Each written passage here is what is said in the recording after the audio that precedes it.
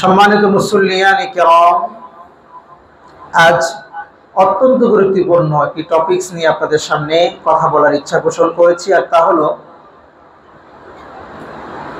পরকালের সিলেবাস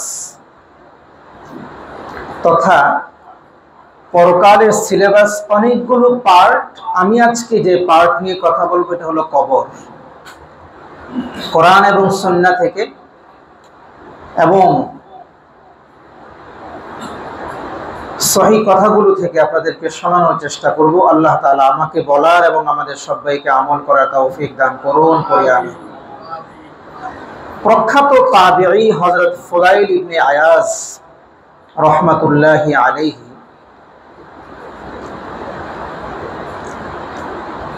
ইমাম হাফিজ Abu Nuaim রাহমাতুল্লাহি আলাইহি তিনি তার গ্রন্থ হিলিয়াতুল আউলিয়া তাবাকাতুল আসফিয়াহ এই গ্রন্থে তিনি একটা কনভারসেশন নকল করেছেন। আমি সেটা আপনাদেরকে শোনাচ্ছি।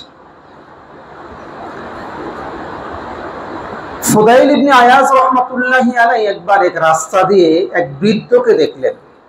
বৃদ্ধকে দেখে তিনি প্রশ্ন করলেন, কাম আতাত আলাইহি, বৃদ্ধ সাহেব, মুরব্বী সাহেব, আপনার বয়স কত হবে?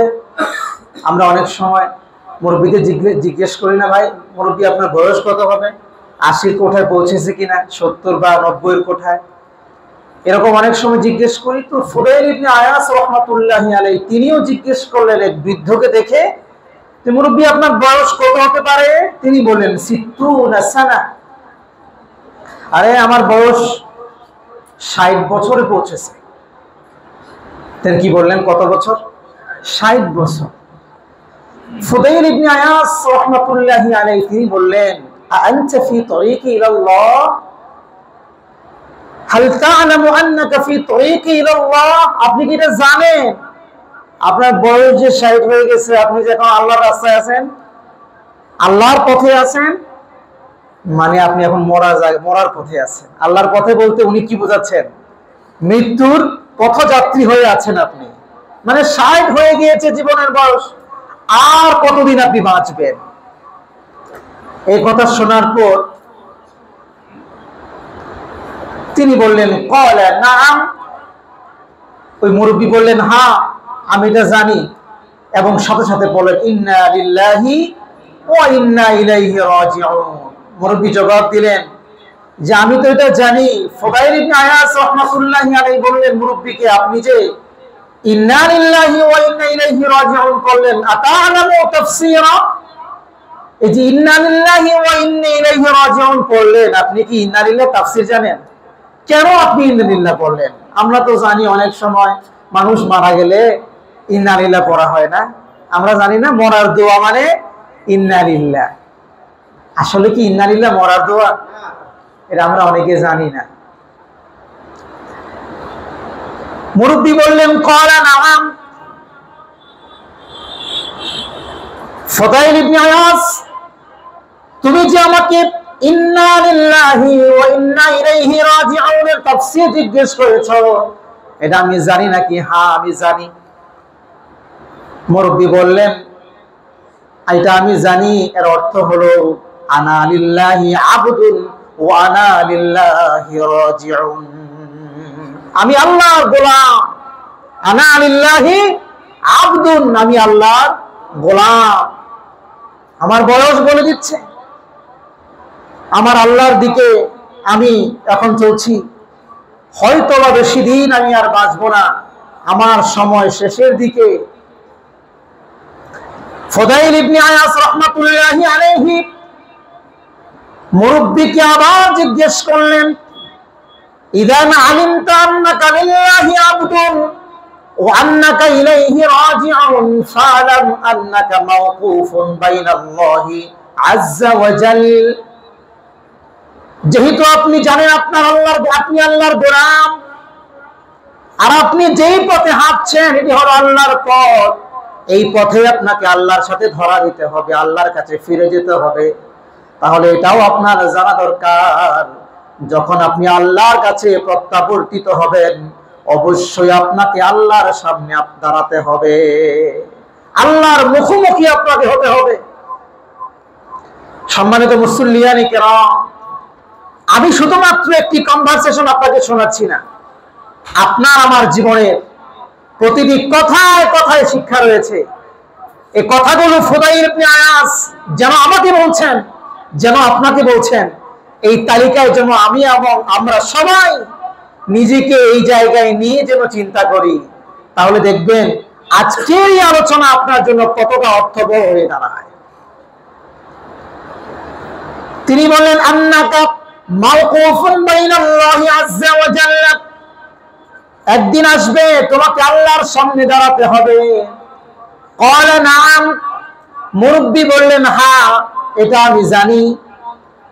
তখন ফুদাইল ইবনে আয়াজ রাহমাতুল্লাহি আলাইহি আবার বললেন, ইযান আলিমতা আন্নাকা মাওকুফুন বাইনাল্লাহি আযজা ওয়া জাল্লা, যখন তুমি জানো যে তোমাকে আল্লাহর সামনে দাঁড়াতে হবে, ফাআলাম আন্নাহু সাইলুক, তবে তোমাকে এই জিনিসটা কঠিন ভাবে জানা দরকার, আল্লাহ তাআলা তোমাকে কিছু প্রশ্ন করবেন।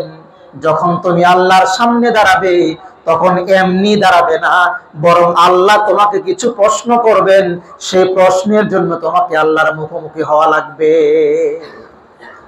সেই জবাবগুলো কি তুমি প্রস্তুত করে রাখছো? ফুদাইল ইবনে আয়াজ মুরব্বিকে বলতেছেন, তোমাকে যে আল্লাহর সামনে দাঁড়াতে হবে, তুমি কি সেই প্রস্তুতি নিয়ে রেখেছো? কারণ আল্লাহর সামনে যে তুমি আর এমনি দাঁড়াবে না, আল্লাহ তোমাকে প্রশ্ন করবেন, সেই প্রশ্নের জবাব তোমাকে দিতে হবে। সেগুলোর উত্তর কি তুমি ঠিকঠাক করে রাখছো? আল্লাহ সেদিন অবস্থান গ্রহণ করে বলবেন, ওয়াকিফুহুম ইন্নাহুম মাসউলুন,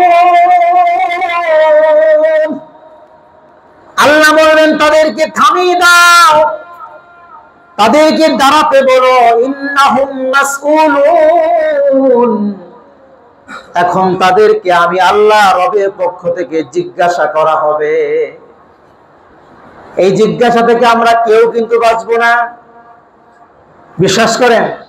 সবাইকে একদিন আল্লাহর সামনে দাঁড়াতে হবে, কেউ কিন্তু আল্লাহর সামনে দাঁড়ানো থেকে বেঁচে যাব না আমরা, সবাই কিন্তু আল্লাহর সামনে দাঁড়াতে হবে। এখন তাদেরকে জিজ্ঞেস করা হবে, মা লাকুম লা তানাসরুন, আজকের এই প্রশ্নে কেউ সহযোগিতা করবে না, আজকে তাদের কোনো সাহায্যকারী থাকবে না। পরীক্ষার হলে প্রশ্ন না বুঝলে, পরীক্ষার পর হলের প্রশ্ন বুঝাইয়া দেওয়ার লোক থাকে, কিন্তু আল্লাহর সামনে আল্লাহ যে প্রশ্নগুলো করবেন, এই প্রশ্ন বুঝাইয়া দেওয়ার লোক থাকবে না। একথা কে বলেছেন? আল্লাহ। আল্লাহ যে প্রশ্ন করবেন, এই প্রশ্ন আপনাকে বুঝাইয়া দেওয়ার লোক থাকবে না। আপনি বুঝলেন না কেন? কারণ প্রশ্নগুলো দুনিয়াতে ফাঁস করা ছিল, ওপেন সিক্রেট। দুনিয়াতে এই প্রশ্নগুলো আল্লাহ তার নবীর মাধ্যমে, কোরআনের মাধ্যমে ফাঁস করে দিয়েছিলেন। এই প্রশ্ন তোমাকে করা হবে। শুধু প্রশ্নপত্রই ফাঁস করা হয় নাই, উত্তরটাও যথাযথভাবে বলে দেওয়া হয়েছিল। এবার যদি আপনি প্রশ্ন না বুঝেন, এটা আপনারও আমার কপাল পোড়া ছাড়া কিছুই করার নাই। আল্লাহর সামনে সেই প্রশ্ন করা হলে কেউ আর বলবে না এই প্রশ্ন তোমাকে এই উত্তরের জন্য বলা হচ্ছে, তুমি এখন উত্তরটা এইভাবে দাও, এরকম বলে দেওয়ার লোক থাকবে না,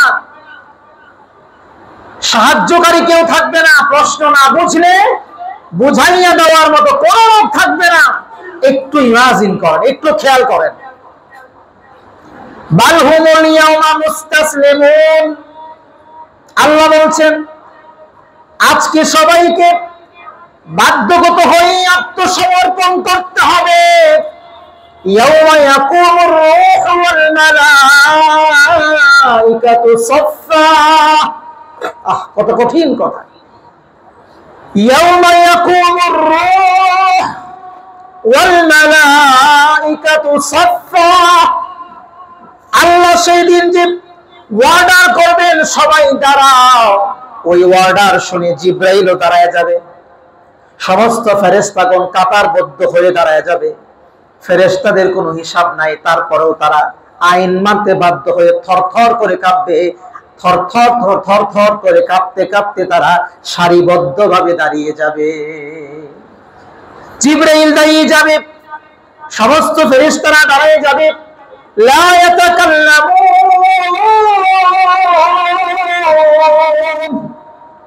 সেই দিন আল্লাহর সামনে এমন করে দাঁড়াবে, নবী বলেন, রাসূল বলেন, গাউস বলেন, কুতুব বলেন, আবদাল বলেন, শহীদ বলেন, সালিহিন বলেন, যার কথাই বলেন না কেন, কেউ সেদিন কোনো কথা বলতে পারবে না। সবাই সেদিন শুধুমাত্র আল্লাহ তাআলার কাহ্হারিয়াতের রূপ দেখে ভয় করে ভীত সন্ত্রস্ত অবস্থায় থাকবেন। কি বলবো, কার কথা বলবো, আমার অবস্থা কি? নবীরা পর্যন্ত সেদিন আল্লাহর সামনে হাঁটু গেড়ে আল্লাহর ইজ্জতের দিকে তাকিয়ে থাকবেন। আর নবীরা পর্যন্ত বলবেন, না না, বাবার খবর নেওয়ার আমার আজকের সময় নাই, মায়ের খবর নেওয়ার সময় নাই, উম্মতের খবর নেওয়ার সময় নাই, আজকে শুধু কেবলমাত্র আমার নিজের খবর নেওয়ার সময়। কারা বলবেন? বলেন না কেন, কারা বলবেন? নবীরা। নবীরা চিন্তা করেন তো সেই অবস্থাটা একটু কেমন হবে। নবীরা পর্যন্ত বলবে, ইয়া নাফসি, নিজের নফসের উপর চিন্তা করবে। মায়ের চিন্তা করতে পারবে না, বাবার চিন্তা করবে না, উম্মতের চিন্তা করবে না। সবাই কেবলমাত্র হাঁটু গেড়ে বসবেও না, হাঁটু গেড়ে আল্লাহর সামনে হাত এরকম করে পেতে শুধু বলতে থাকবে, আল্লাহ আমারে বাঁচাও। কে কোথায় গেল সেটা দেখা আজকে বিষয় না, আজকে আমারে বাঁচাও। একটু চিন্তা করেন, চিত্রটা একটু চিন্তা করেন, শুধু চিত্রটা আপনাকে অঙ্কন করে বোঝাচ্ছে। লা ইয়াতাকাল্লামুন, কেউ কোনো কথা বলবে না। পিন ড্রপ সাইলেন্স, যেটাকে পিন পতন নীরবতা বলে, সেটা একেবারে 100 কিয়ামতের ময়দানে আল্লাহ তাআলার সামনে প্রতিফলিত হবে। কেউ কোনো কথা বলতে পারবে না।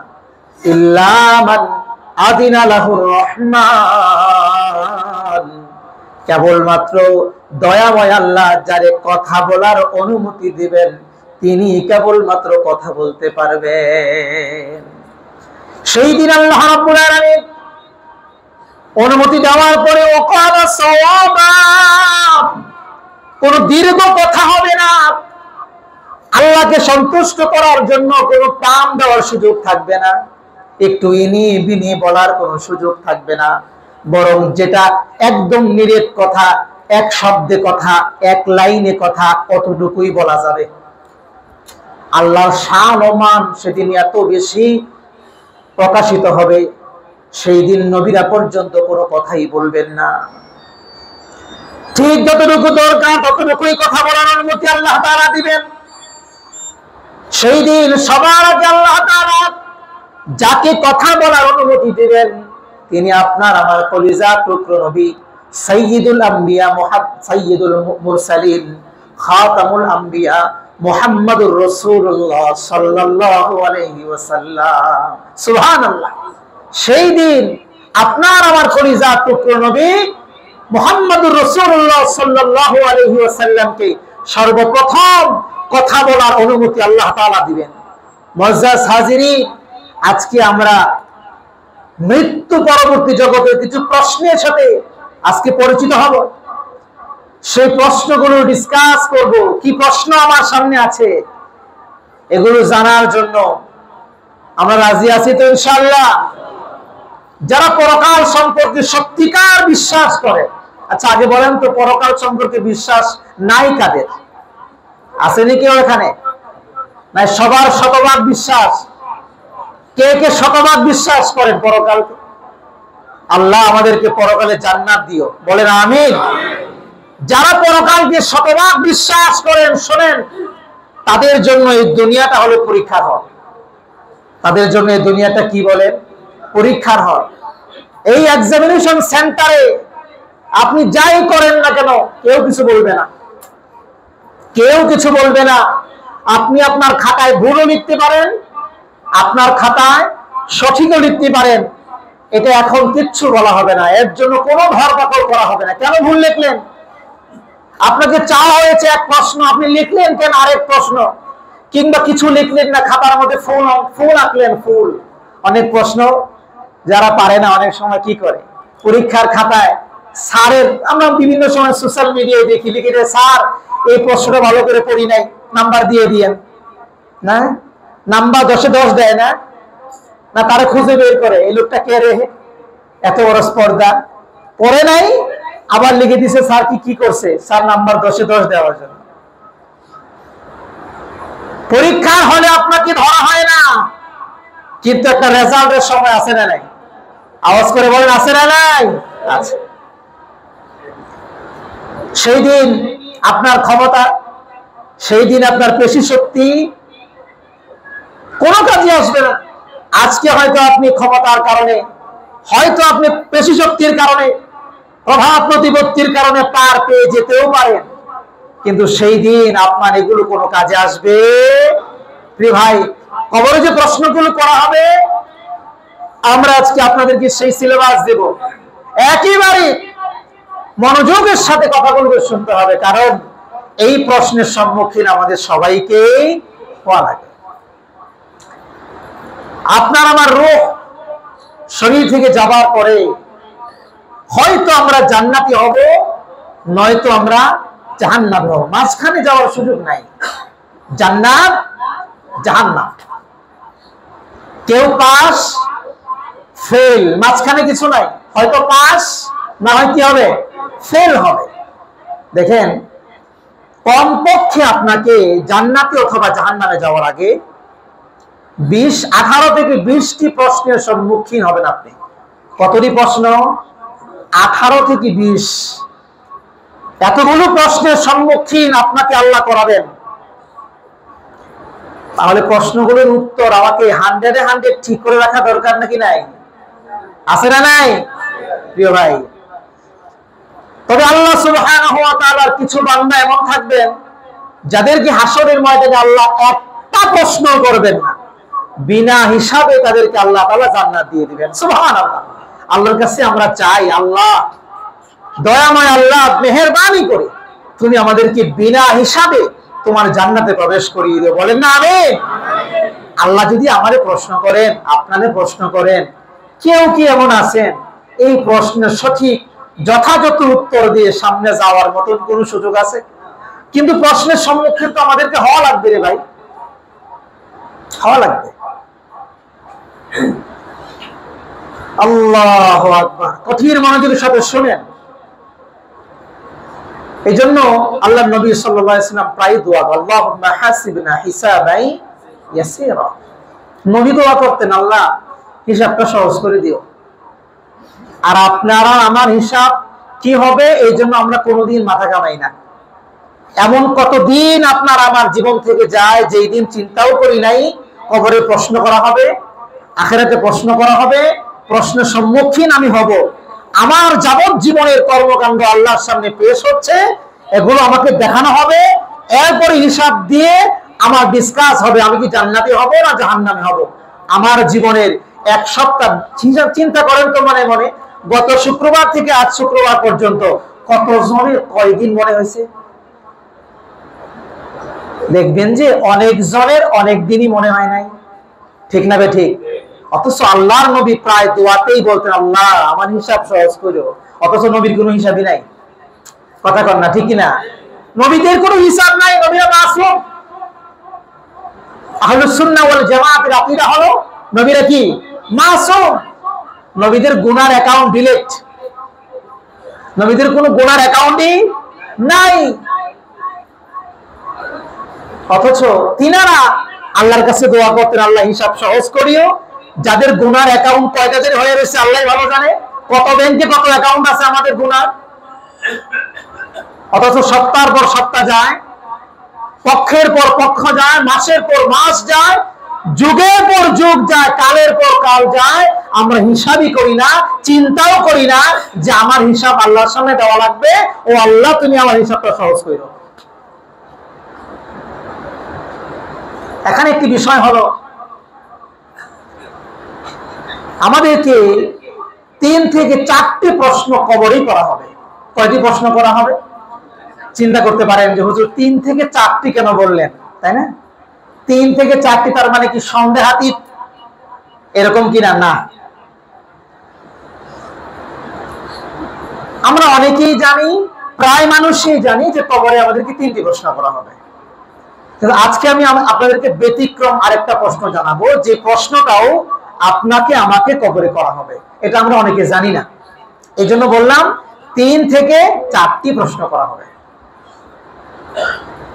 যারা জাহান্নামী হবে তাদেরকে প্রশ্ন করা হবে 3টি, এটা রাইট। যারা জান্নাতে হবে, প্রশ্ন পারবে, তাদেরকে অতিরিক্ত আরেকটা প্রশ্ন করা হবে, প্রশ্ন হবে 4টি। স্বাভাবিকভাবে ইন্টারভিউতে ফেস করলে দেখবেন যে ছাত্রটা ভালো পারে তারে 3 প্রশ্নের জায়গায় 2 প্রশ্নের জায়গায় 5 প্রশ্নের জায়গায় অতিরিক্ত আরো কিছু প্রশ্ন করে দেখে সত্যিকার ভাবেই এটা জেনুইন ভালো কিনা, কথা কোন ঠিক কিনা। আর যে পারে না, প্রথমটাই পারে না, আরে আর কষ্ট করে কি লাভ, এত ফেলই মারলো, এলে কি মারলো, ফেল মারলো, এর প্রশ্ন করে কোনো লাভ নাই। এরা কম প্রশ্ন করে, তার সামনে প্রশ্নের দরকার নাই, তো প্রথম প্রশ্নে উত্তর হয়ে গেছে, ফেল ডিভিশন। তবে একটি বিষয় হলো, দুনিয়ার পরীক্ষায় পাস হয় 33, আখিরাতের পরীক্ষায় পাস নাম্বার 100। লেটার মার্ক 100 বলছি না পাস নাম্বার বলছি, এটা মনে রাখেন, এটা মনে রাখেন। দুনিয়ার পরীক্ষায় পাস নাম্বার 33, আখিরাতের পরীক্ষায় পাস নাম্বার জানি কত, 100তে পূর্ণমান 100, পাস নাম্বারও 99 পাইলে পাস না, 99.5তেও আপনি পাস না, 100তেও আপনি পাস না, 99.99তেও আপনি পাস না। পাস হইতে হলে 100 পূর্ণমান আপনাকে 100ই পাওয়া লাগবে। দুনিয়ার সিস্টেম হলো 100তে আপনি 33 পাইলে পাস, 100তে আপনি 33 পাইলে পাস, কিন্তু আখিরাতের প্রশ্নের জবাবে 100তে কত পাওয়া লাগবে, একটু আওয়াজ করে বলেন, কত পাওয়া লাগবে, 100তে 100ই পাওয়া লাগবে, মাঝখানে সুযোগ নাই। ঘটনাক্রমে যদি 1-2 নাম্বার 5 নাম্বার 20 নাম্বার কম পান, তাহলে রেজাল্ট আসবে ফেল। রেজাল্ট কি আসবে? আমার কথা কি আজকে আপনারা শুনতেছেন, মনোযোগের সাথে শুনতেছেন? আনিল ইয়ামিন ওয়া আনিশ শিমাল, হয় তোমাকে ডানপন্থী হওয়া লাগবে, নাই তোমাকে বামপন্থী হওয়া লাগবে, মাঝখানে কোনো পন্থী নাই। নবীরা ছিলেন ডানপন্থী, সিদ্ধান্ত আপনার নিতে হবে আপনি হবেন কোন পন্থী, মাঝখানে কোনো পন্থী নাই। হয় আপনি ডানপন্থী, না হয় অটোমেটিক্যালি আপনি বামপন্থী। কথা কন না কেন, ঠিক না? পরীক্ষার যখন প্রশ্ন করা হবে, প্রশ্ন যদি আপনি পারেন তবে আপনি পাস, প্রশ্ন না পারলে ফেল দেওয়া লাগবে না, এমনি আপনি ফেল। আপনি যদি নবীদের দলে থাকেন তাহলে আপনি ডানপন্থী, নবীদের দলে না থাকলে আপনি অটোমেটিক্যালি বামপন্থী। সিদ্ধান্ত আপনার, আপনি কাদের দলে থাকবেন, নবীর দলে না বাইরের মানুষের দলে? একটু আওয়াজ করে বলেন তো, কাদের দলে থাকবেন? সুনানে আবু দাউদের সহিহ সনদ হাদিস, হযরত ইবনে আব্বাস রাদিয়াল্লাহু তাআলা আনহুর সূত্রে হাদিস, হাদিস নাম্বার বলছি 4753 নম্বর হাদিস। এই হাদিসে রাসূল করিম সাল্লাল্লাহু আলাইহি ওয়াসাল্লাম বলেন, আল্লাহ তাআলা ঈমানদারদেরকে প্রশ্ন করবেন 4টি। কয়টি? 4টি প্রশ্ন করবেন। 1 নম্বরে আল্লাহ বলবেন, মার রব্বুক, ফেরেশতা জিজ্ঞাসা করবে তোমার রব কে। এটা শোনার পরে ওই ঈমানদার বড় খুশির সাথে বলবে, এটা কোনো প্রশ্ন হইল নাকি, আমার জিগা আমার আল্লাহকে, সারাটা জীবন আল্লাহর রাজ, আল্লাহর জমিনে প্রতিষ্ঠা করার জন্য সংগ্রাম করলাম, এখন আমার জিগায় আল্লাহকে বলবে রব্বি আল্লাহ, আমার রব হলো আল্লাহ, ঠিক কিনা? এই প্রশ্ন আল্লাহ তাআলা কেমন করে পাস করলেন দেখেন। দুনিয়ার মানুষ যদি একটু খেয়াল করে দেখবে, দুনিয়াতে আল্লাহ তাআলা যতগুলো ইবাদত দিয়েছেন তার মধ্যে সর্বোৎকৃষ্ট প্রধান ইবাদত হলো সালাত, নামাজ। এই নামাজটা শুরু হয় আল্লাহর বরত্ব এবং আল্লাহর এই প্রশ্নের জবাব দিয়ে, আল্লাহকে, তোমার রবকে। মুয়াজ্জিন আযান দেয়, আল্লাহু আকবার, আল্লাহু আকবার, ঠিক কি না? মুয়াজ্জিন ইকামত দেয়, আল্লাহু আকবার, আল্লাহু আকবার। ইকামত শেষে ইমাম সাহেব নামাজে দাঁড়ায় আল্লাহু আকবার, আলহামদুলিল্লাহি রাব্বিল আলামিন। সব জায়গায় রবের পরিচয় যিনি আপনাকে শিখাচ্ছেন তিনি কে? মূলত আল্লাহ রাব্বুল আলামিন রবের পরিচয় শিখাচ্ছেন। তার মানে হলো কবরে যে তোমাকে প্রশ্ন করা হবে, এক নাম্বার প্রশ্নের সওয়াল তোমাকে শিখাচ্ছি, এই প্রশ্নের জবাব হবে এইরকম, রব্বি আল্লাহ। তখন তুমি কেমনে পারবা? মুখস্থ করে গেলেই তো মুখস্থ থাকবে না, কাজে আমলে যখন তুমি এটা কাজে ফিট করবা, সর্বক্ষণ যখন তোমার এই আল্লাহর কাজ তোমার কাজ হয়ে যাবে, তখনই তোমার জবান থেকে বের হবে রব্বি আল্লাহ। অনেক সময় অনেক মানুষকে দেখবেন হুজুর ঠেলেই বলে আল্লাহু আকবার, বলে না ইন্না লিল্লাহ, এরকম বলে না? কিছু মানুষ দেখবেন হুজুর খালি বলে মা গো, বলে কি বলে না বাবা গো, এরকম অনেক কথা বলে না? কখন বলে? যেই পাত্রে যেটা থাকে ঢাললে পরে সেটাই পরে। কোন পাত্রে যদি প্রস্রাব থাকে ঢাললে কি মধু পড়বে? বুঝেন নাই কথা? মধু পড়বে? কোন পাত্রে যদি মধু থাকে ঢাললে কোনোদিন প্রস্রাব পড়তে পারে? আপনার ইমানের পাত্রে যদি ইমান থাকে তো আপনার ভিতর থেকে হোঁচট খেলে আল্লাহ ইন্না লিল্লাহি বের হবে। মরণের সময় কাদের জবান দিয়ে কালিমা বের হয়? আল্লাহ বের হয়। আপনি কি মনে করেন মানুষ বলে এটা শুনে, অথবা কেউ পড়ায় সেটা শুনে শুনে সে বলে দেয়? এত সহজ না, না না না।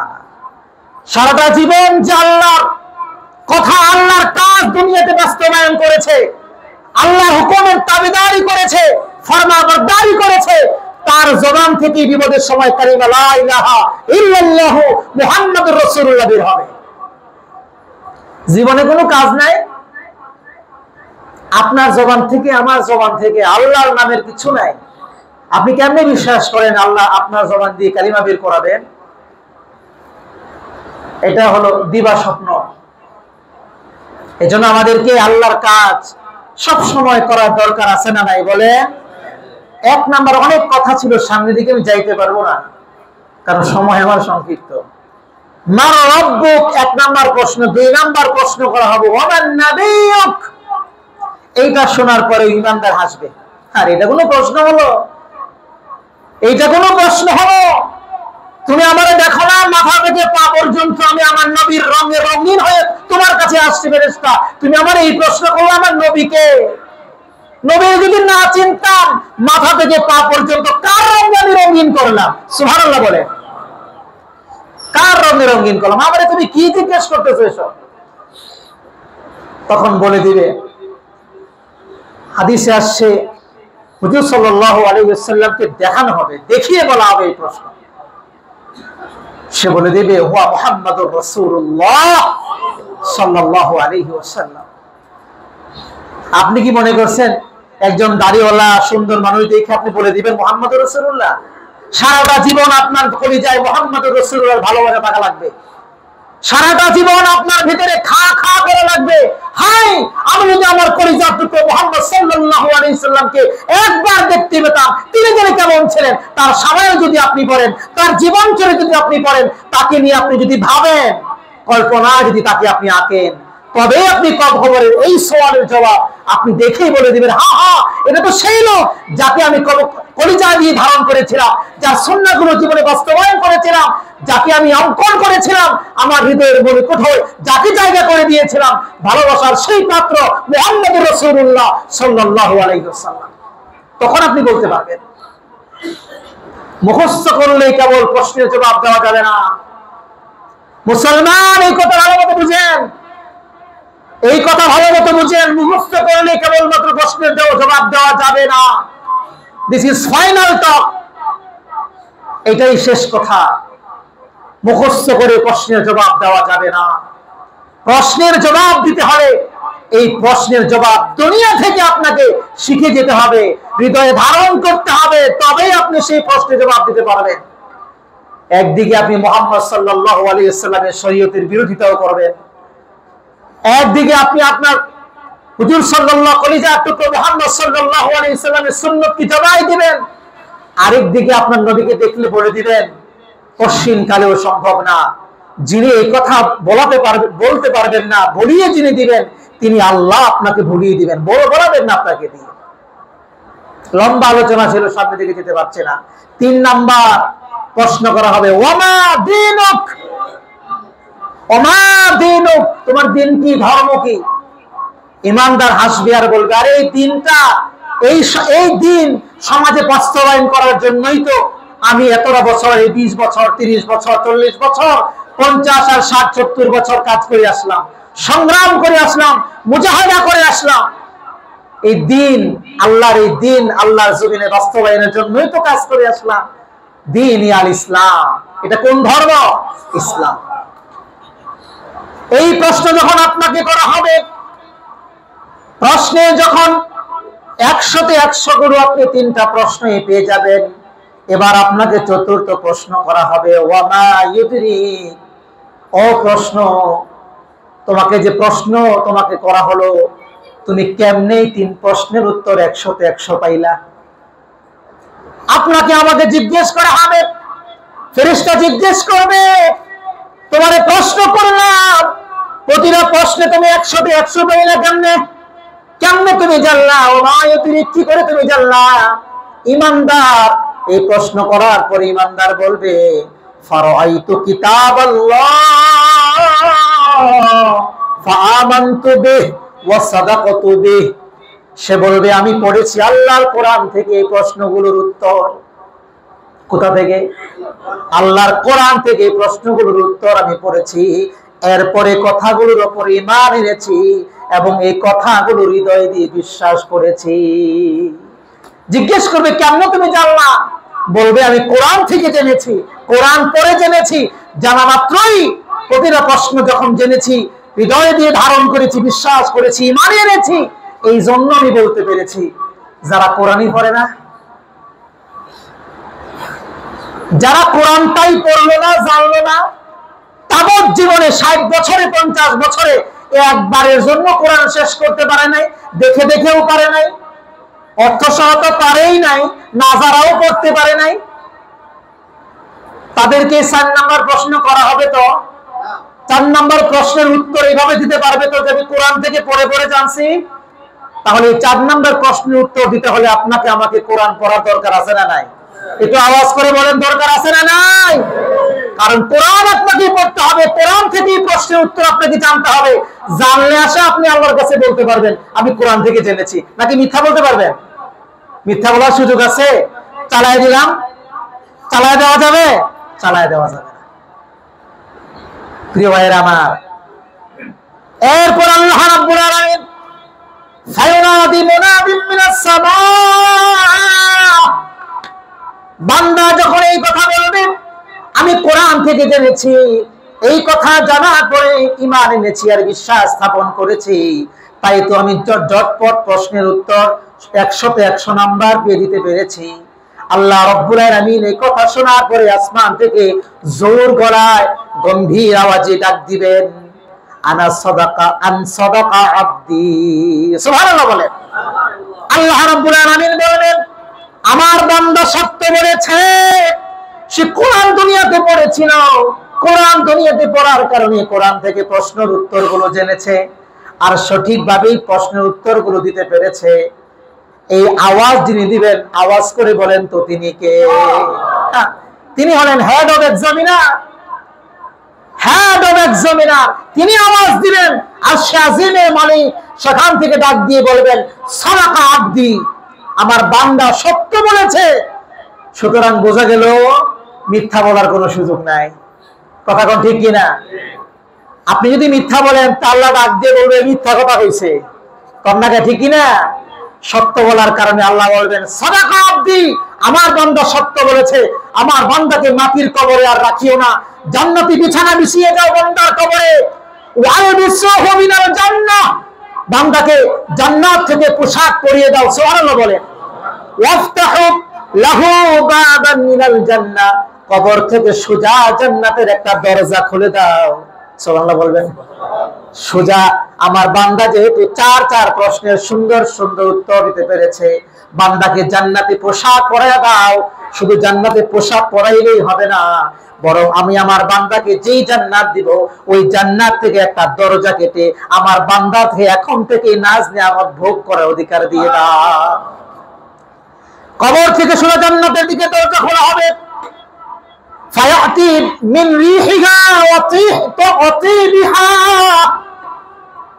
আল্লাহ বলবেন নাজ নিয়ামত সরাসরি কবরে আসতে থাকবে বান্দা। সুবহানাল্লাহ বলেন। জান্নাত থেকে সরাসরি নাজ নিয়ামত গুলো আল্লাহ তাআলা বান্দার কবরে দিতে থাকবেন।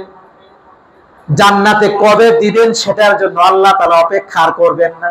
বান্দার 4 প্রশ্ন উত্তর পেরে গিয়েছে, এবার বান্দাকে আর আমি আটকাবো না, বড় কষ্ট দিয়েছি দুনিয়ায়, এবার জান্নাতি সুখ কবর থেকে শুরু হয়ে যাবে।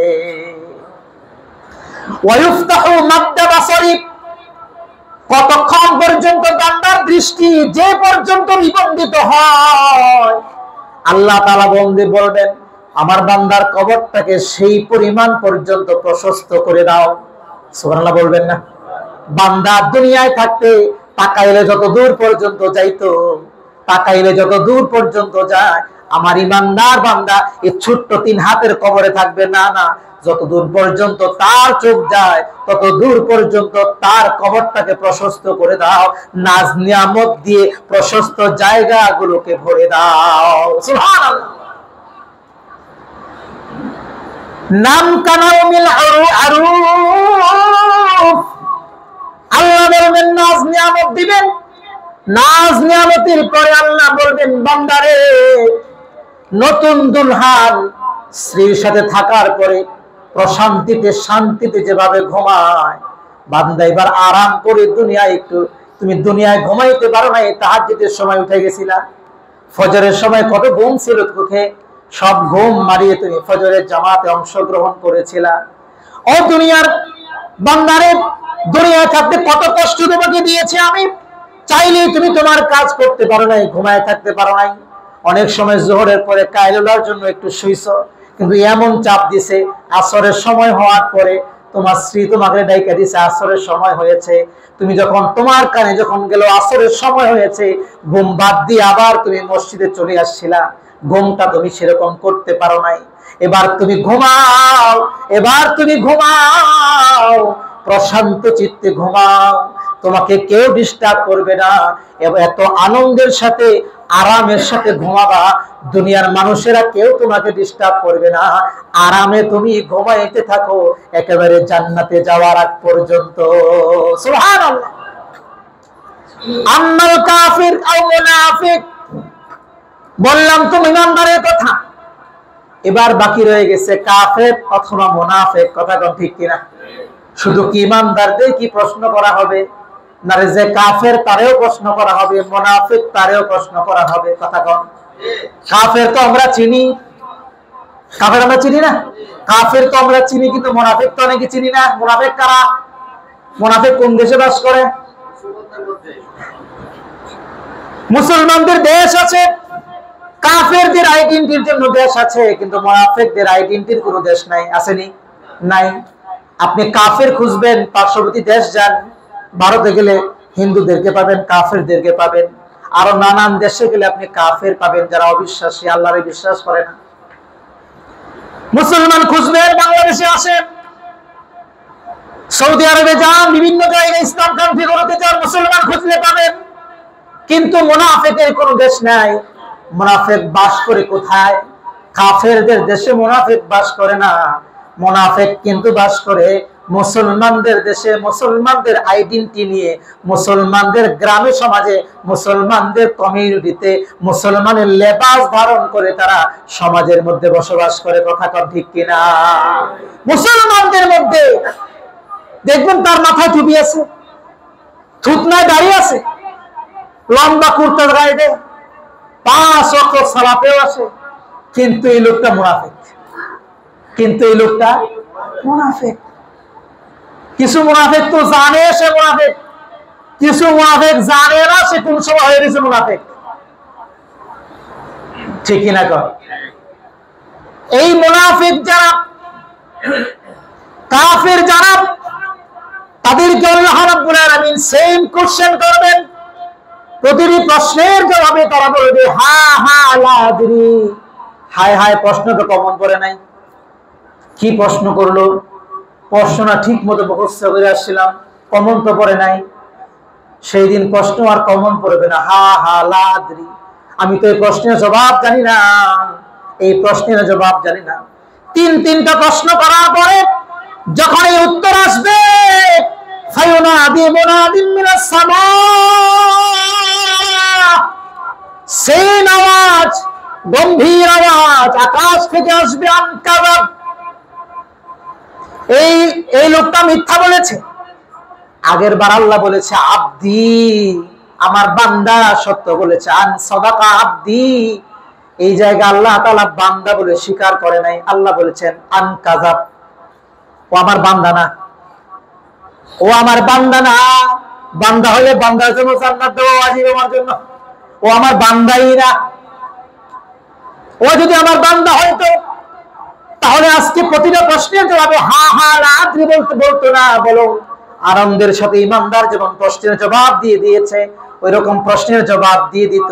আমি আমার পক্ষ থেকে এই বান্দাকে বলতাম আন সাদাকা আবদি, আমার বান্দা সত্য বলে দিয়েছে। যখন এই কাফের আর মুনাফিক সত্য বলতে পারবে না, প্রশ্নের কোনো জবাব দিতে পারবে না, আল্লাহ সেদিন বলবেন পাপিষ্ঠরা মিথ্যা বলেছে। আল্লাহ তখন কাফের আর মুনাফিকদেরকে নিজের বান্দা বলে স্বীকার করবেন না। আল্লাহ বলবেন ওয়াফসিরুহু মিনান নার, জাহান্নাম দাও দাও করে বিছানা, পাপিষ্ঠর কবরে বিছাইয়া দাও। নাউজুবিল্লাহ বলবেন না? আহা, জান্নাতীকে আল্লাহ তাআলা যেমন পুরস্কার দিলেন, জান্নাতের বিছানা তার কবরে বিছানা দেওয়া হলো। জাহান্নামকে আল্লাহ তাআলা বৈষম্য করবেন না, তারাও আল্লাহ দিবেন। মিয়া বৈষম্যের আলোচনা করো, বৈষম্য কিন্তু আল্লাহ করবেন না। এখানে কিন্তু আল্লাহ এটা করবেন না জান্নাতীকে দিলাম জাহান্নামীকে রাখলাম না। তুমি যেই ক্লাসের সেই ক্লাস অনুযায়ী তোমাকে ফলাফল দেওয়া হবে, রেজাল্টের পরে পুরস্কারটাও তেমনই হবে।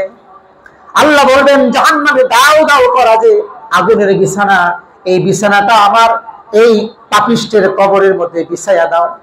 ওয়ালবিসুহু মিনান নার, জাহান্নামের আগুনের প্রজ্বলিত বর্ণে তার গায়ে পরিয়ে দাও। জাহান্নামে যে আমি আল্লাহ রাব্বুল আলামিন কাপড় বানায়া রাখছি, যে কাপড় বর্মে লোহার, খুব মোটা, অনেক ভারী, আগুন দিয়ে উত্তপ্ত হইতে হইতে লাল টকটক হয়ে গেছে, এই কাপড়টা তার গায়ের সাথে এখন জড়াইয়া দাও। আরো আযাব দরকার আছে নি? আরো আযাব দরকার আছে। বিছানাটা যদি জাহান্নামের আগুনের হয়, আর শরীরে যেটা আল্লাহ জড়াইয়া দিবেন এটা লোহার উত্তপ্ত গরমের লাল টকটকে যদি এই বর্মটা জড়াইয়া দেয়, আরো আযাব দরকার আছে নি? আরে আল্লাহ বলেন না, এটা কোনো আযাবই না তার জন্য। আমি তো এখনো পর্যন্ত এটা ডেমনস্ট্রেশন করছি, ডেমনস্ট্রেশন, আযাবই না। আযাব তো আর অনেক পরে। এবার চিন্তা করেন যার আযাব না সেটাই যদি এই পরিমাণ হয়, আহারে জাহান্নামীরা যখন জাহান্নামে যাবে তাদেরকে আল্লাহ তাআলা কি পরিমাণ আযাব দিবেন। ওয়াফতাহু লাহু বাবান ইলান নার, জান্নাত থেকে যেমন করে জান্নাত থেকে দরজা খুলে তার কবরের মধ্যে জান্নাতের নাজ নিয়ামতগুলো ঢোকানো হতো, আল্লাহ বলবেন জাহান্নাম থেকে তার জন্য নির্ধারিত যে জাহান্নাম করা আছে, ওই জাহান্নাম থেকে দরওয়াজাটা খুলে তার কবরের মধ্যে ঢুকায় দাও। জাহান্নামের ওই আযাবগুলো তার কবরে এখন থেকেই শুরু হয়ে যায়। আল্লাহ দয়া করে আপনি আমাদেরকে রক্ষা করেন, বলেন আমিন। ويضيق عليه القبر حتى تختلف منه أعضاؤه, কবরকে আল্লাহ তাআলা এমন সংকীর্ণ করে দিবেন, জান্নাতবাসী যে হবে তার কবরকে আল্লাহ বলবেন জান্নাতের কবরটা তার চোখ যত দূর পর্যন্ত যায় তত দূর পর্যন্ত বিস্তৃত করে দাও। আর জাহান্নামে যে হবে তাকে আল্লাহ তাআলা বলবেন তার কবরটাকে এমন ভাবে সংকীর্ণ করে দাও, বাম পাশটা যেন ডান পাশের ভেতরে ঢুকে যায়, আর ডান পাশটা যেন বাম পাশের ভেতরে ঢুকে যায়। একজন ফেরেশতাকে আল্লাহ তাআলা মোতায়েন করলেন আ'মা ওয়া আবকাম, যে ফেরেশতা চোখেও দেখবে না, কানেও শুনবে না, ওই ফেরেশতা অন্ধ হবে, বধির হবে, দেখবে না কিছু। মাহু, তার সাথে দেওয়া হবে মিযাব্বারাতুম মিন হাদীদ, তার সাথে একটি লোহার হাতুড়ি দেওয়া থাকবে। নবীজি বলেন ওই হাতুড়ি দিয়ে যদি একবার বিশাল পাহাড়ের চূড়ায় আঘাত করত, তাহলে ওই পাহাড় ভেঙে চূর্ণ বিচূর্ণ হয়ে ধুলো বালুতে পরিণত হয়ে যেত। এত বিশাল, এত ক্ষমতাদার হাতুড়ি দেওয়া হবে তাকে। যাকে দেওয়া হবে সে চোখেও দেখবে না, কানেও শুনবে না।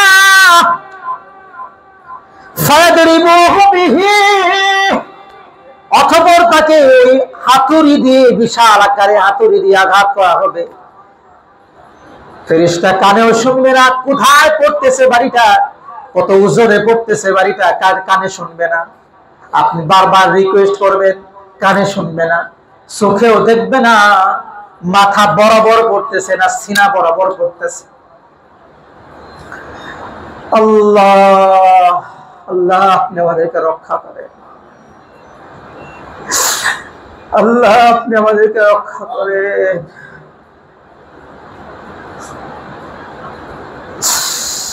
এত বড় হাতুড়ি দেওয়া হবে,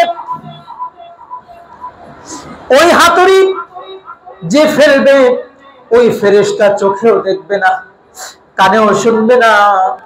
আপনাকে আঘাত করার পরে এত অবস্থা, কঠিন অবস্থা আপনার হবে যেন রূহ চলে যায়। আল্লাহ রাব্বুল আলামিন বলেন সুম্মা তুআদু ফীহি রূহ, তাকে আবার রূহ ফেরত দেওয়া হবে।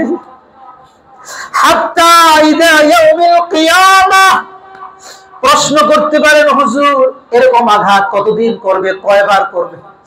ভাইরে, আল্লাহর হাবিব বলেন, আল্লাহ তাআলা বলেন, কিয়ামত হবে না যতদিন এরকম আঘাত পড়তে থাকবে ততদিন।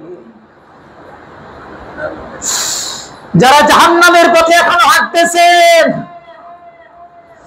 যারা মনে করতেছেন জাহান্নামের পথটাই বুঝি দুনিয়া সব, যারা মনে করতেছেন দাড়ি কামাইয়া ভালো দেখা যায় আপনাকে, বিড়ি খাইয়ে আপনাকে ভালো মানায় সমাজের মধ্যে, যারা মনে করতেছেন সুদ খাইলে, ঘুষ খাইলে আপনি উন্নতি লাভ করবেন, যারা মনে করতেছেন এখনো পর্যন্ত আল্লাহ তৌহিদ করে আপনি দুনিয়ার স্ট্যাটাস ঠিক রাখবেন, বাইরে আপনার হাতেও ধরি, পায়েও ধরি, একটা কথাও নিজ থেকে বানায় বলি নাই, প্রত্যেকটা কথা আমার নবীর সহিহ হাদিস থেকে, কোরআনের আয়াত কোট করে করে আপনাকে বলেছি।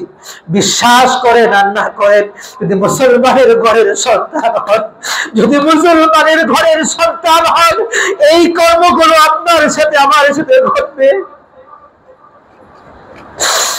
এই কর্মগুলো আপনার সাথে আমার সাথে ঘটবে। বিশ্বাস করে, নবীরে ভালোবাসলে, আল্লাহরে ভালোবাসলে, কোরআন বিশ্বাস করলে ফিরে আসতে হবে, গুনাহের কাছ থেকে ফিরে আসতে হবে, এর কোনো ব্যতিক্রম নাই, বাঁচার আর কোনো রাস্তা কিন্তু নাই। শয়তান আপনাকে ধোঁকায় ফেলে রেখেছে, শয়তান বলছে এখন না, আরো 10 বছর পরে তুমি ভালো হবে। শয়তান আপনাকে ধোঁকায় ফেলে রেখেছে, বলবে এখন না, তোমার মেয়েটাই তো এখনো বড় হয় নাই, মেয়ে বড় হইলে তুমি দাঁড়িয়ে রাখবা। শয়তান তোমাকে ধোঁকায় ফেলে রেখেছে, এখনো তুমি যুবক, তোমার হার্টে কোনো রিং ধরে পড়ে নাই, হার্টে কোনো ডিজিজ ধরে পড়ে নাই, কেন তুমি মদ খাওয়া ছাড়বা? কেন তুমি বিড়ি খাওয়া ছাড়বা? বিড়ি খাওয়া তো তখন ছাড়বা, সিগারেট খাওয়া তো তখন ছাড়বা যখন তোমার হার্ট ব্লক হয়ে যাবে, যখন তোমার ফুসফুসে ক্যান্সার হবে, তখন তুমি ছাড়বা, এর আগে ছাড়ার কি দরকার? শয়তান বারবার বলবে তুমি প্রতিষ্ঠিত হও, প্রতিষ্ঠিত হওয়ার জন্য সমাজে সুদের দরকার, ঘুষের দরকার। বাইরে প্রতিষ্ঠিত হওয়া হইলেন কি হইলেন না, কবরেও প্রশ্ন করা হবে না, হাসরের ময়দানেও প্রশ্ন করা হবে না। প্রশ্ন যেটা করা হবে, তুমি হালাল ভাবে দুনিয়াতে ব্যবস্থাপনায় চলেছো কিনা। আপনাকে বড় ব্যবসা বানাইতে হবে, ফ্যাক্টরি চিন্তা করতে হবে, বড় বড় ইন্ডাস্ট্রির মালিক হওয়া লাগবে। আল্লাহ একবারও প্রশ্ন করবেন না, আল্লাহ এতটুকু প্রশ্ন করবেন হালাল ছিল না হারাম ছিল।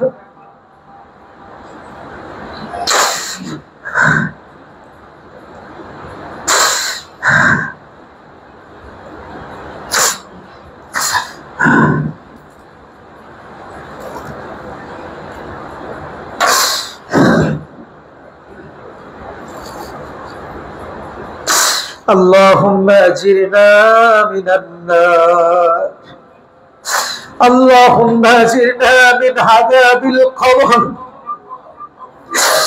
اللهم انا نعوذ بك من عذاب القبر।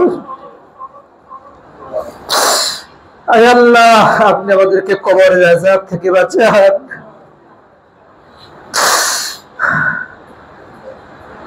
ভাই বিশ্বাস করেন, নিজের কোনো খাহেসাত থেকে আমি কথাগুলো বলছি না, একেবারে হৃদয় থেকে আপনাদের প্রত্যেকটা মানুষকে পার্সন টু পার্সন ভালোবেসে এই কথাগুলো বলছি। আপনি ফিরলে আমার কোনো লাভ নাই, আপনি জাহান্নামে গেলে আমার লস নাই, কিন্তু এতটুকু লস তো আমার অবশ্যই হবে। আপনি আমার দ্বীনি ভাই, আপনি আমার দ্বীনি ভাই, আপনি জাহান্নামের পথে হাঁটছেন, অথচ আমি একজন সচেতন খতিব হয়েও আপনাকে ফেরাতে পারি নাই। এটা আমার লস। এই দায়বদ্ধতার জায়গা থেকে আপনাকে আমি বলছি ভাই, বিশ্বাস করেন আপনার সাথে আমার কোনো মুআমালা নাই, আপনার সাথে আমার কোনো মুআমালা নাই, আপনার সাথে আমার জমি জমা নিয়ে কোনো ঝগড়া নাই, ফাসাদ নাই, আপনার সাথে আপনার বাড়িতে খাওয়া দাওয়া নিয়ে কোনো ঝগড়া নাই, ফাসাদ নাই। ফিরেন, জাহান্নাম থেকে ফিরেন। আমি চাই শুধু এতটুকু, জাহান্নাম থেকে ফিরেন, জাহান্নাম থেকে ফিরেন। বিশ্বাস করেন এই আয়াতগুলো শোনার পরেও, নবীজির এই হাদিসগুলো শোনার পরেও যদি আপনি জাহান্নাম থেকে না ফিরতে পারেন, যদি আপনার থুতনিতে দাঁড়িয়ে না গজায়, বিড়ি সিগারেট না ছাড়তে পারেন, সুদ ঘুষ না ছাড়তে পারেন, আব্বা আম্মারে কষ্ট দেওয়া না ছাড়তে পারেন, সমাজে খারাপ কাজ থেকে না ছাড়তে পারেন, তাহলে আপনার মতো মানুষকেই আল্লাহ তাআলা বলেছেন বাল হুম আদল, বাল হুম আদল। এরা শুধু নিকৃষ্ট পশুই নয়, বরং এরা পশুর চাইতেও নিকৃষ্ট, এরা পশুর চাইতেও নিকৃষ্ট। আল্লাহ তো আমাদেরকে আশরাফুল মাখলুকাত করে সৃষ্টি করেছেন।